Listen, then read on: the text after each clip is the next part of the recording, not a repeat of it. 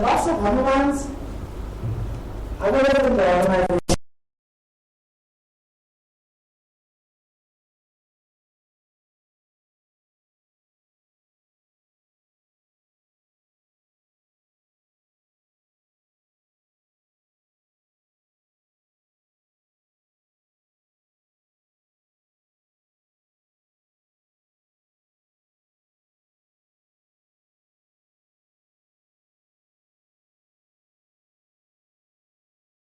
What can they do? What can we do collectively? What powers do we have? What powers God has given to us? And we get stuck in some mundane routine activities. We need to get our people out of that problem. Somebody has to play the role of jambon, and somebody has to play the role of organizer to lead this whole group of people to achieve something superhuman. But collectively they can do. Collectively they can do. Okay, so I'm getting into my philosophical, but these philosophies are very, very important. The solutions in India are doing here. You get the global best practices, but embed them into Indian culture and prepare your own people. No need to import people from here and there. Okay, if you are able to give them that kind of knowledge, so then you are there. How to orient people when the people come in? How do you eliminate nomination policies? There are some companies, again in Tirupur, where they have an orientation room, which is called orientation posters in 6 languages. 6 languages. So you've got Tamil, you've got Udiya, you've got Hindi, you've got whatever, you've got Nepali. You can ultimately, if your workers do not understand Tamil or Hindi, then those posters are useless. You must speak your customer language. When you say customer language, even your workers are your customers. The workers are the customers of the HR department. In the HR department, look at workers as their customers. They try to make them happy through their service. Big question mark. So these are some fundamental concepts that need to be seen. So orientation, training, skill upgradation, compensation system. Many times, people feel that investing into training is a waste of money. How many people feel here like that? Investing into training is a waste of money because we train and they go. How many people feel like that? Don't try. If you feel like that, raise your hand. The second person no. Everyone feels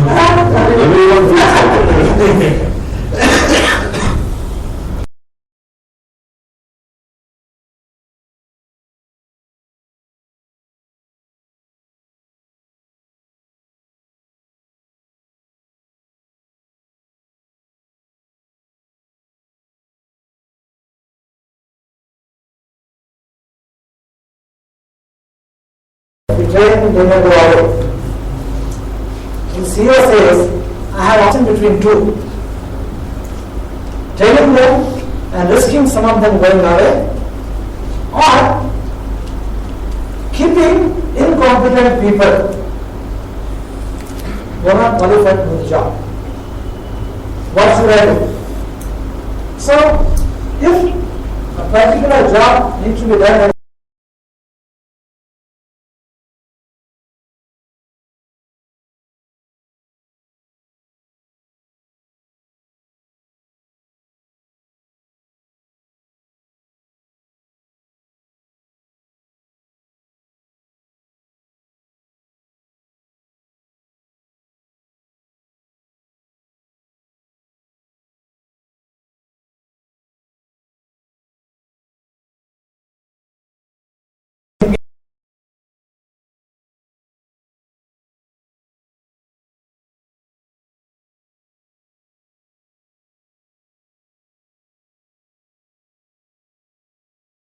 not done a favor to him, because that kind of skills are required in the organization. So those skills have been acquired in the organization. Now the person has got better skills, as a result he has got a better market value. So identify the person, train him up, compensate him accordingly, and get the work accordingly through facilitated environment. Not again throw him in a jungle, saying that you will train now. It must be your responsibility to increase productivity by 20%. Not like that.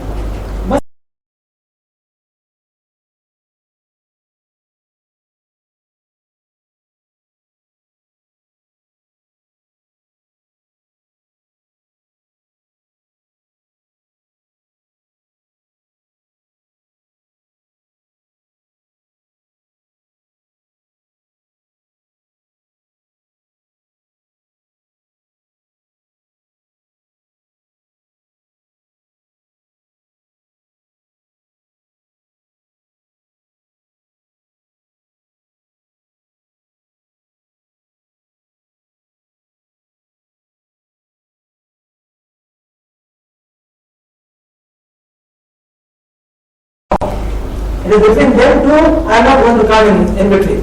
The moment he becomes there, I will pay him. We have a mechanism of skill training. That is one approach. That approach is not good for your overhead recovery. Because every machine, every square foot of the factory is costing you money. And by keeping the deal there, he is having less money, factory is not able to earn money. This is that's all history. As a management policy, you are looking at objective that all your workers will become A grade, and you have a plan to do so. On a monthly basis is a target, the HR, the production to IE, upgrade these people, the skill goes up, the ability to output, better output goes up. The moment they become that, they are compensated for the overall rate for next 6 months or whatever. It's a very clear system as a management objective. Should you do so, a lot of positivity will come because our workers know that management is interested in we becoming better operators. And the moment we become, so number one, they provide us training. The moment we become better, they compensate us. Automatically your worker absenteeism and attrition is going to go down. Because suddenly it is a different environment. As a management policy, CEOs take responsibility. I will train 10 people. The moment CEO has a responsibility, the general manager will say, I will take 20. The manager will say, I will take so many. Done on a monthly basis. And suddenly you have a different environment altogether. So these are very important things are not given enough attention to. As a result, we have a HR scenario which is very, very much away from what is desired. Let's put it this way. So career progression. Can some of them actually, do they have potential to become supervisor? If they have potential, how do we make them supervisor? When will we make them supervisor? How do we make provision for the training? So you have your inbuilt supervisors, not only because of the skills they have become default supervisors. You give them supervisory training. They are not only good at stitching, but they have interpersonal skills. There are certain amount of analytical skills. They will be able to counsel workers. They will be able to guide workers. Because there are so many roles. So career progression, communication, talk about, do workers. And many times the HR when we ask question to HR, what's that we do so many sessions? Every month every new recruits, we put them together, give them a lecture, we show them a PowerPoint presentation also. Please understand, the principle of communication is, it is the responsibility of the communicator. It is the responsibility of the communicator to ensure that the other party has understood. Communication is not a ritual. When I go and give a lecture, 15 minutes, done. Go home. No. Unless the other parties have understood, my communication is not complete, or my communication has some shortfall. So that means they need to find out from you. Have you understood? Please repeat what I say. Please repeat what you understood of what I say. And once you get that, please explain in your words. Because sometimes somebody might parent. Like you say, a sloka and adapter also says sloka. So it doesn't know the meaning. Okay. So what have you understood? Say in your own language. Now when he is able to explain in his own language, that means actually he is understood. Okay. That kind of exercise needs to be done. It's communication from management to workers and worker to management. Are workers able to freely talk to the supervisors, seniors? If there are any problems, if they have any issues, they will bring it out easily in time so that it doesn't become a big issue. So what needs to be done there? Grievance handling mechanism. And it's also very, very important. Small issues which do not require a single person to actually resolve. They will not resolve. As a result, the discomfort gets into workers. The moment you start create mechanism for this, you have KPIs for people who handle grievances, things start becoming better, and so on. So, a lot needs to be done in the area of HR, whatever everything in that sense. And that's the integral part of productivity, quality, factory improvement program, lean manufacturing program, PQM. We talk about any of them. HR and human engagement is an integral part. Without that, no Six Sigma is possible, no TQM is possible, no IL is possible, no factory improvement program is possible. It will become cosmetic otherwise. It's just superimposing. We want to do results. Strength of industrial engineering. And we had a discussion yesterday about this. Many people feel, do we need industrial engineering in the standard products? You know this product inside out, how much is the consumption, and what happens, how many t-shirts can we do, what the targets will be, things like that. So, we are working to input, we work with factories with industrial engineers, we work with factories without industrial engineers.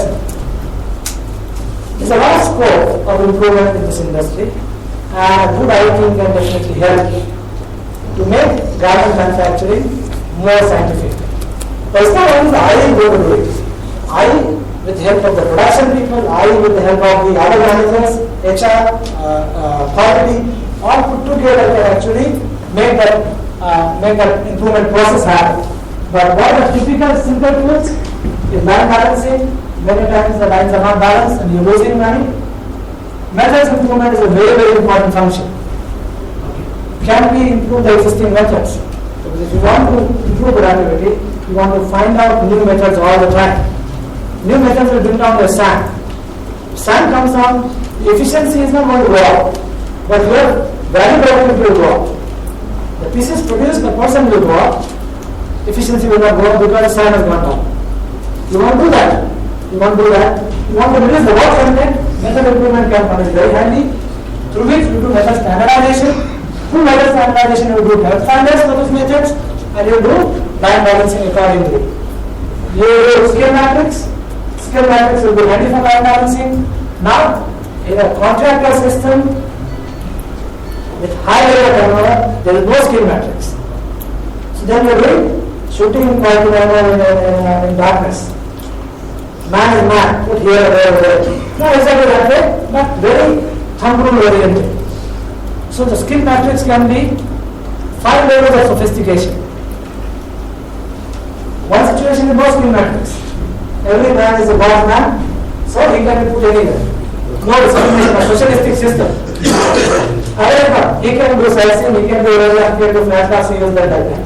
The next is, he can do multiple operation, he can do aiming, he can do rib attacks, he can do speed attack, he can do sightseeing. Next, he can do rib attacks, sightseeing, or call attacks at 60 performance. Unless I put the skill matrix, then I know the operation performance of that operator, including quality performance, I will not be able to do line balancing. If that information is not available, it's going to be again approximate here as well. And when we have a 20 people line and some approximation here and there, the cumulative effect can be catastrophic. So we can do mathematical equation, find out what small differences here and there can mean. So line balancing is very, very important. Skill matrix is very important. And this can be gradually increased, not required one day. You will reach a situation where you know everything will cost and make the every operation to what efficiency. But you need to build it. If this is available to the supervisor, then he can quickly do the worker allocation. The worker can do worker allocation and his allocation will be reasonably good. And his forecast is likely to come true. Provided, now we run the line according to plan. It's dynamic reality. This person who does the 100% performance is other for 4 hours.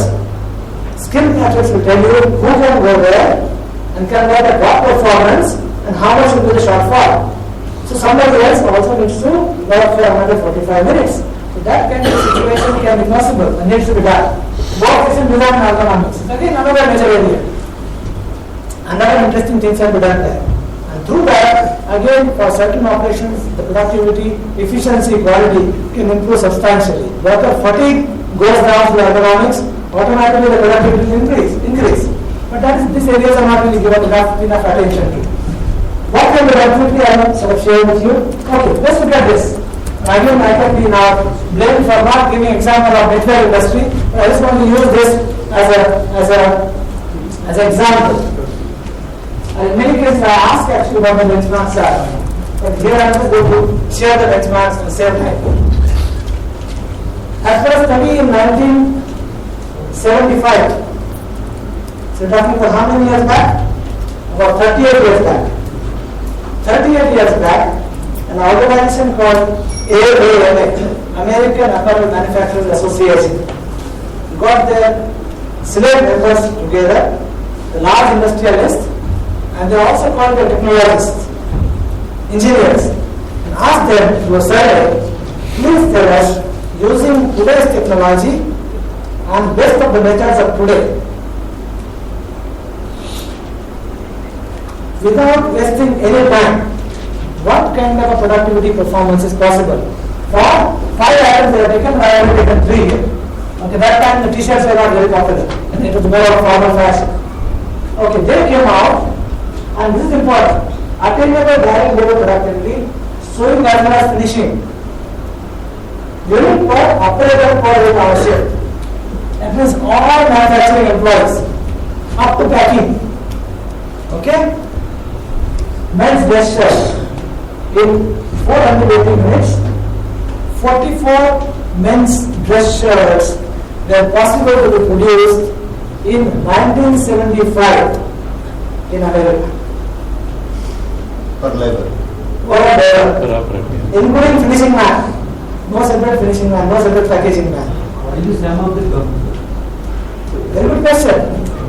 Some of the garments at that point of time through all kind of industrial engineering and product engineering went down to about 11.95, between about 11 to 11.95 minutes. 11 minutes. Yes, minutes. 11 to 11.95. If you go to my book, if there's a breakup of each operation, what makes those 11.95 minutes? Operation by operation. Okay? And that has been given for lessons. So it is 12 pieces per operation timings are given. So it is given operation wise. So the garment technologists and the technicians that time in the industry together like this group put their brain together, and this is what the benchmark should be. 37 years, 38 years are gone. Average factory in India is not even able to do 22. Average factory does about 10 or 12. Average factory. Good factories do 20. Good factories do 20. So that tells you the scope for improvement. Nothing good. This is ideal condition. You might not reach 44. That kind of volumes are not there. In some cases we have volumes also. Okay. But can we aim at 27? Can we aim at least for 22?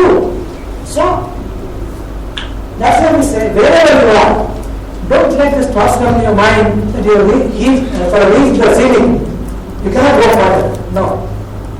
Use these techniques, move forward, there's enough improvement potential. Less than 5 genes, 5 bucket genes. It's crazy. 56 pieces, 8 hours. Because all engineering was done. So bringing down the sound value of genes to about 8 minutes, 8.5 minutes. This kind of a research was already done in this industry that many years, that many decades ago. Okay? Just share this for a background, nothing else. Not to scare it for the idea things like that. So you all know where I come from. Okay, so basically, in simple terms, if you improve productivity at a base level in our own factories, what needs to be done? Very, very simple principles. Ensure that workers are out of work. Even though they are business operators, the salary operator doesn't take it. They should not be out of work.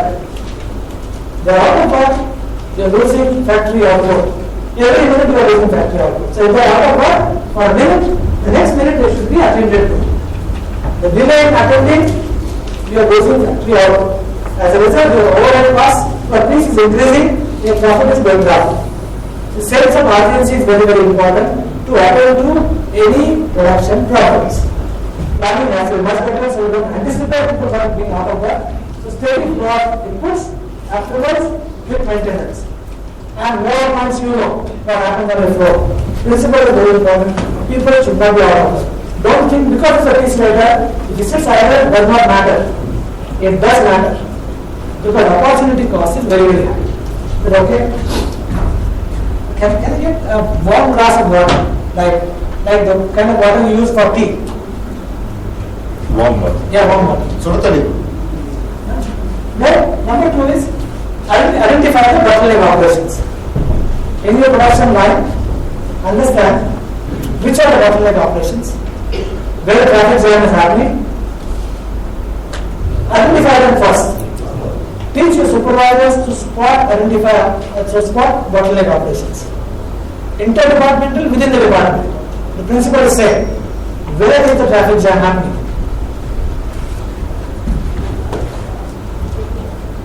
Principle number 3. Before the bottleneck operation, put a quality control point. Put a quality control point before the bottleneck operation. Because the principle is that bottleneck will provide your output. Bottleneck operation is the smallest capacity of production line. That will provide your output. You don't want to lose a single minute's capacity of a bottleneck line, bottleneck operation. Okay? Average, every machine can produce 100 pieces per hour, but one operation is the bottleneck can produce 80. Produce 100 of more use. That bottleneck operation you should not lose even for a minute. Because if you lose 5 minutes of the bottleneck operation, 5% of your total factory's capacity is wasted. So you do inspection before the bottleneck operation, so the faulty garments will not get into bottleneck operation. Because faulty garments are related. So if they get into bottleneck operation, you lost the capacity of the entire factory or entire line. Okay? The next is how to increase the capacity of the bottleneck operation. Various techniques for doing that. People can think about. You don't have to be able to do so. As long as you just have a logical thinker, you find a solution. What can I do? The capacity of bottleneck operation increases. The same principle you will use on managing the traffic problem. You have the bottleneck happens on the traffic. You do certain things. So maybe the road was that. So you repair the road quickly. That happens. A car breaks down. So you get a crane, get the car out. 6 of you come and lift the car and put it aside so that the traffic can go. Simple principle, same principle they use here. Exactly same. Try to increase the capacity of bottleneck operation. If you increase the capacity of bottleneck operation by 10%, the line output will go up by 10%. As long as there is no other operation, this is the bottleneck.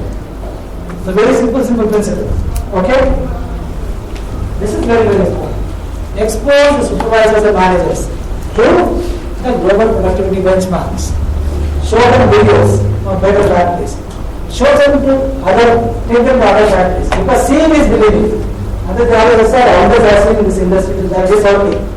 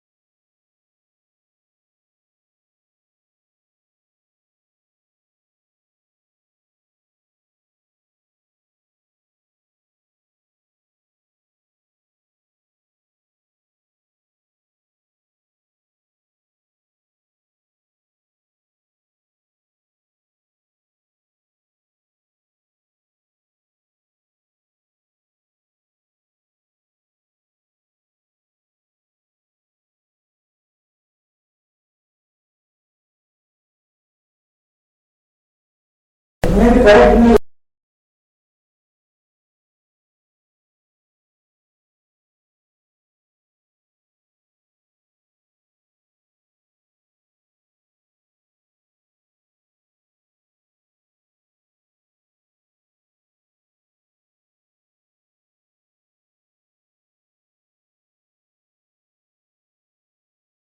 If you have